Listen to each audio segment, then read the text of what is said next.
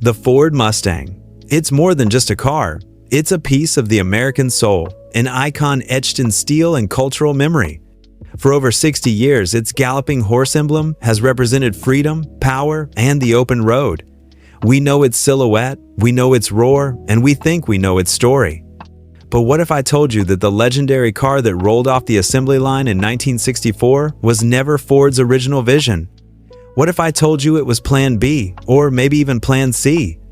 That buried deep within the secret archives of Dearborn, Michigan, lies a graveyard of phantom Mustangs, brilliant, bizarre, and sometimes terrifying prototypes that were ordered to be forgotten.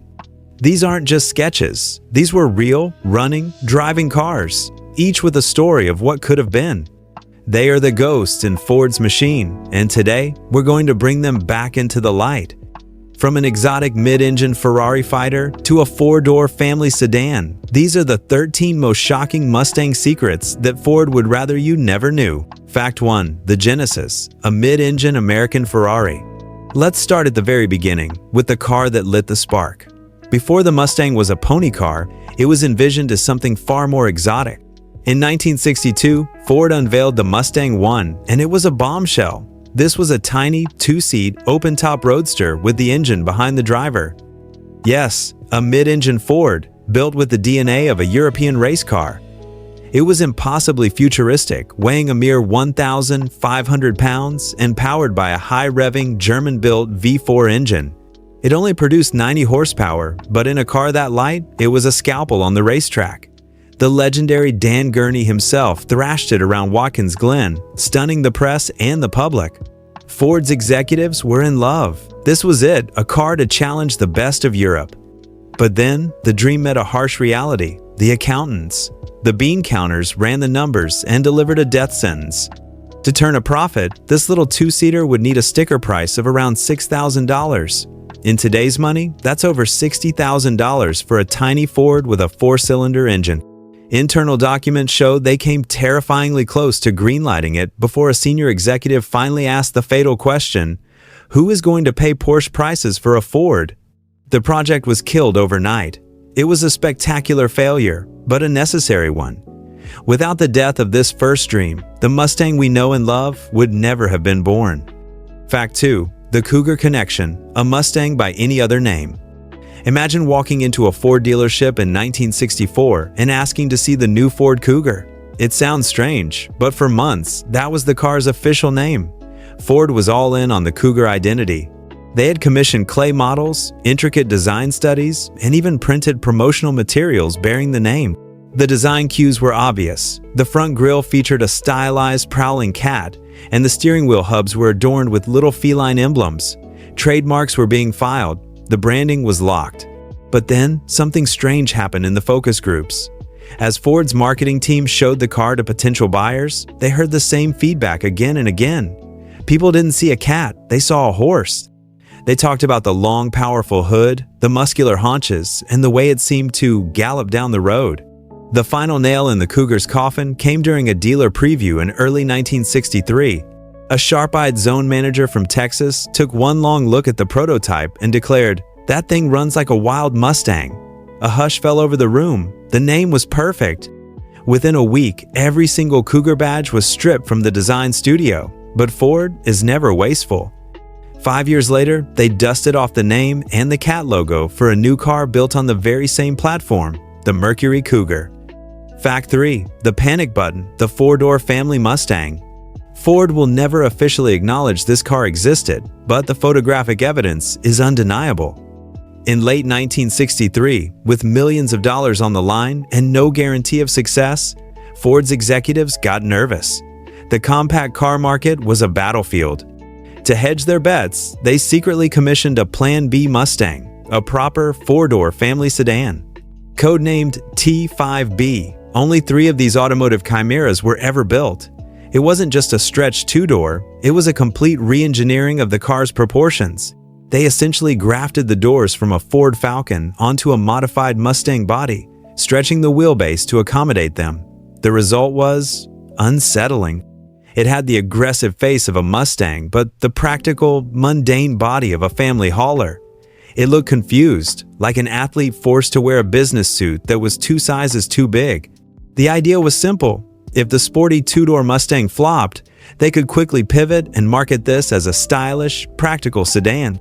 Thankfully, the Mustang was a runaway success from day one, and the four-door prototypes were no longer needed. They were quietly destroyed in 1965, erased from the official history but surviving in a few painful-to-look at archival photos. Fact 4. The Italian supermodel, the original fastback. The 1965 Mustang Fastback is one of the most beautiful designs in automotive history, but it was a compromise.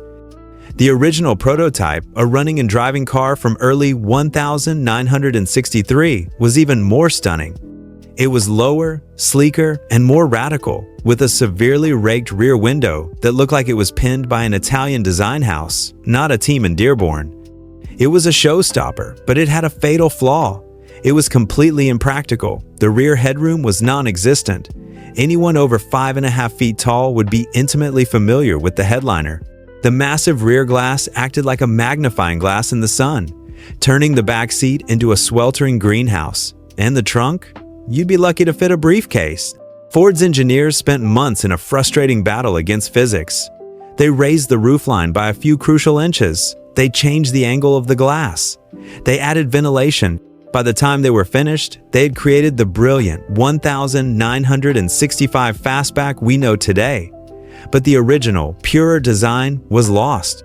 That first prototype, a vision of what could have been, was destroyed in 1964, leaving behind only a handful of photos as proof of the Mustang that was simply too beautiful to build. Fact 5. The shooting brake. The Grand Tourer America didn't understand. Before the Fastback, Ford's European design studios pitched an even more audacious idea: a Mustang shooting brake.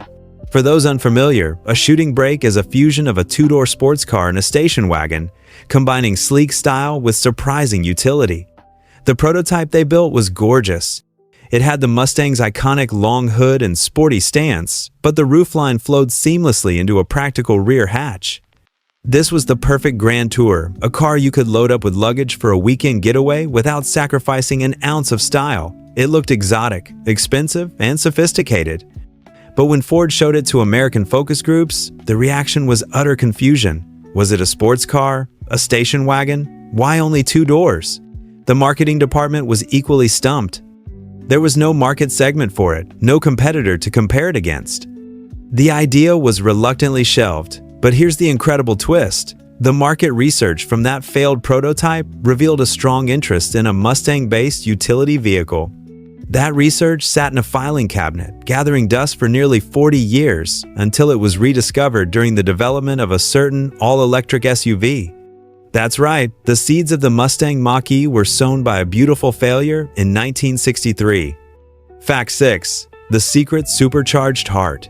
While the public saw Mustang prototypes with tame 6 cylinders and modest V8s, a secret team of engineers was building a monster. Deep inside Ford's development labs, they took the 260 Windsor V8 and gave it a secret weapon, a McCulloch centrifugal supercharger. This wasn't just a bolt-on kit. They rebuilt the engine from the ground up with a forged crankshaft, heavy-duty pistons, and a custom camshaft. The result was an astonishing 320 horsepower. In 1963, that was supercar territory. They dropped this beast into a prototype designated XM3, reinforcing the chassis and borrowing a heavy-duty 4-speed manual from the full-size Galaxy. The car's performance was terrifyingly fast. 0 to 60 in 5.2 seconds, a quarter mile in 13.8. These are respectable numbers today. In 1963, they were absolutely mind-bending. So why was it canceled? In a word, lawyers. Ford's insurance actuaries took one look at the data and nearly had a collective heart attack. The thought of marketing a 300-plus horsepower rocket to young buyers sent visions of lawsuits dancing in their heads.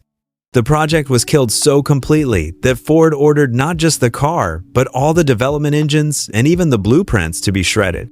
A 40-year wait would follow before a supercharger would ever again grace a Mustang from the factory. Fact 7. The featherweight fighter. The all-aluminum Mustang. The Mustang's biggest engineering challenge was its humble origins. It was based on the simple, steel-bodied Ford Falcon. To get sports car performance, engineers had two options: add more power or subtract weight. In late 1963, a special project explored the radical second option, an all-aluminum Mustang. And we mean all aluminum. The doors, the fenders, the roof, the floor, the entire unibody was crafted from the lightweight metal. The results were staggering. The aluminum prototype was 400 pounds lighter than its steel counterpart. That's like evicting 2 adult passengers permanently. Every aspect of its performance was transformed. It accelerated faster, stopped shorter, handled with a newfound agility, and was even more fuel efficient. The project was a technical masterpiece. It proved an aluminum body was not only feasible, but superior. So why are you not driving an aluminum classic Mustang today? The same old story: money. The exotic material would have added $1,200 to the car's price, launching it from an affordable sports car into Corvette territory and destroying its core mission. The single aluminum prototype was tested for 6 months, and then, in a final, cruel twist of irony, it was literally recycled. The body was melted down and turned into beer cans. Fact 8. The Gull Wing Anomaly. In a moment of pure, unadulterated 1,960 seconds futurism, someone at Ford asked, "What if we gave the Mustang gull-wing doors?" It was an idea born from the space race, a way to make the Mustang look as exotic as a Mercedes-Benz 300 SL. And they didn't just talk about it, they actually built one. The engineering was beautiful. The doors were counterbalanced with gas struts, opening with an effortless, dramatic sweep towards the sky. The car looked like it was about to take flight. But the reality was a complete nightmare. The roof had to be massively reinforced with heavy steel, adding weight at the worst possible place. The doors required a huge amount of side clearance, making parking in a normal garage or using a drive-through impossible. The real deal-breaker, however, was safety. Ford's engineers quickly realized that in a rollover accident, the doors would be pinned shut, trapping the occupants inside. It was a death trap. After just 1 month, the beautiful but fatally flawed gull-wing prototype had its exotic doors removed and conventional ones welded in their place. The idea was never, ever mentioned again. Fact 9. The turbine-powered jet on wheels. The 1,960 seconds were a time of wild technological optimism, and in the automotive world, the future was spelled Turbine. With Chrysler generating massive buzz for its turbine car program, Ford couldn't afford to be left behind. Their testbed for this jet-age technology, a Mustang prototype, they fitted it with a modified helicopter turbine engine. At idle, it was eerily quiet, emitting just a faint whistle. But when the driver hit the throttle, it unleashed the deafening roar of a jet aircraft. The power delivery was bizarre, smooth, constant thrust with no gears to shift. The problems, however, were monumental. Fuel economy was a catastrophic 6 miles per gallon. The exhaust was so hot it could literally melt the asphalt in a parking lot, and the throttle lag was measured in whole seconds. You'd press the pedal, count to 3, and then the car would surge forward. Ultimately, the cost of a single turbine engine was more than the price of an entire Mustang. After 6 months of testing, the single prototype was retired.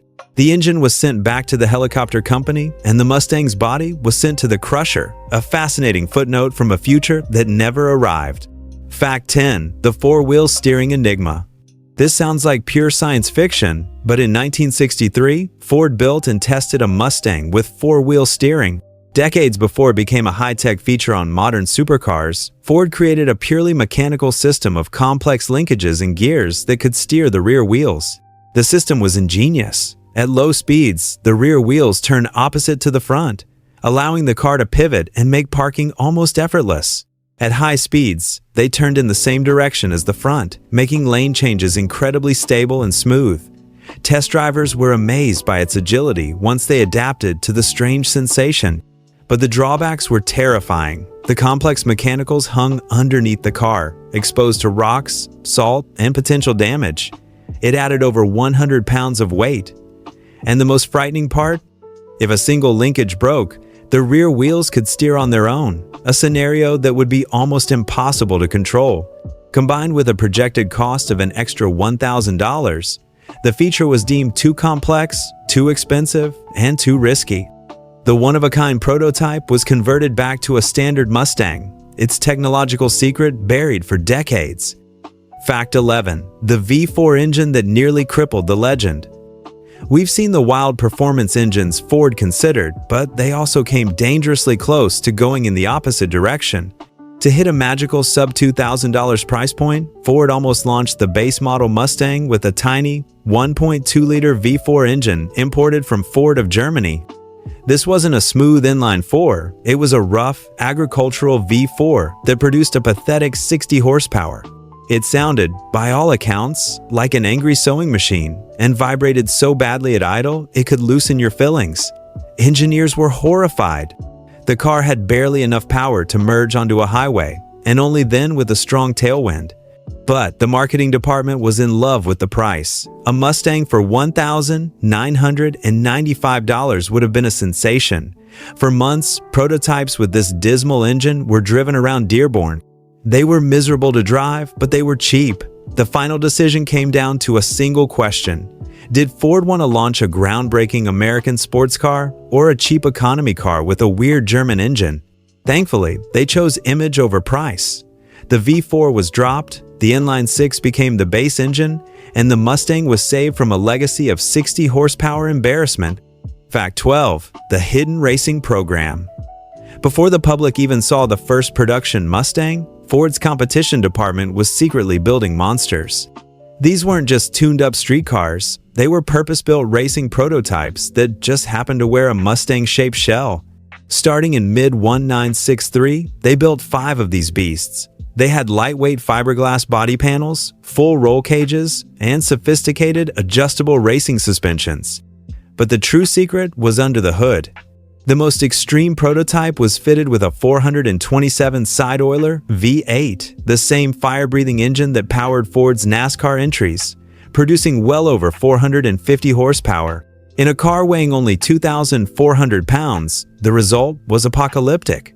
These prototypes were the secret testbeds that led to the legendary Shelby GT 350.